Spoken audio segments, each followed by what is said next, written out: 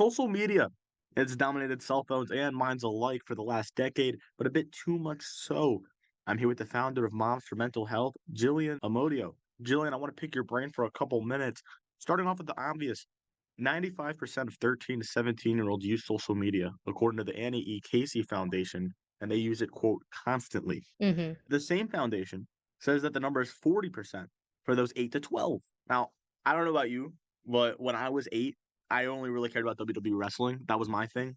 Um, I wasn't going on all these platforms, but these kids are on social media. What is prompting kids at such a young age to hop on these platforms? Sure. So, I mean, we are in a digital age, and unfortunately, it is technology that is being raised right alongside our children. They are growing up together. We certainly had technology when we were younger, but it was not as easy to access and not nearly as all consuming as what these kids are growing up with. So, it is just part of their life from a very young age, and it is very difficult for parents, schools, caregivers to put appropriate boundaries down when it comes to what's accessible and what's not. How challenging is that for those school programs, for those parents? I'd imagine that takes a bit of a mental health toll on them as well. How much are they stressing about? Oh, absolutely. I mean, I'm a parent myself of, kids in this age bracket, and it's very difficult because, you always get the things of, oh, well, my peers get to do it, or my classmates get to do it, or I'm the only one without social media, or I'm the only one that doesn't have a cell phone yet. So you have these pressures of, your child is asking for something that technically you do have the ability to give them. Um, and they don't understand the reasoning behind your hesitancy to do so.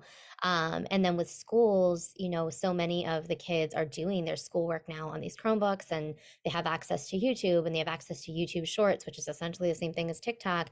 And they're kind of circumventing whatever firewalls and protocols are there to keep them safe. So it's just the access to technology is too much for what parents and administrators at schools are kind of equipped to deal with. And, parents get worn down. As a mental health provider myself too, I see parents just give in. They're like, I'm just tired of fighting. It's easier to give in. And I understand that. I understand that it seems easier to give in. But when we look at the impacts of this access to children, in the long run, it's really not the easiest solution. And it's such an important time in a person's life, their adolescence. Hmm.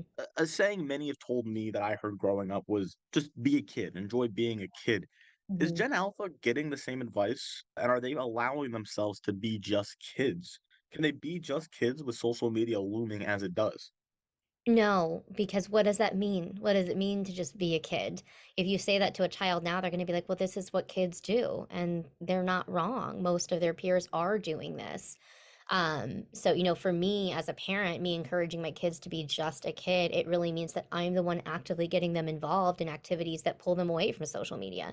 One, they don't have their own cell phones. My kids hate that, but they don't. They don't need them. There's no reason for them to have them, so they don't have their own cell phones. Do they hate it? Absolutely, but it's not my job to make sure they love my choices. It's my job to make healthy choices for them. But I'm making sure that they're in extracurriculars. I'm making sure that they're in, groups and activities that are designed to facilitate face-to-face communication with peers. So I keep them busy. Do they have access to technology and online game platforms and things like that? Yes. Do they have a family cell phone where they can contact friends? Yes. But it's all done under supervision and with time constraints. Unfortunately, that's all the time we have. Jillian, thank you so much for coming on. I very much appreciate it. Absolutely. Thank you so much.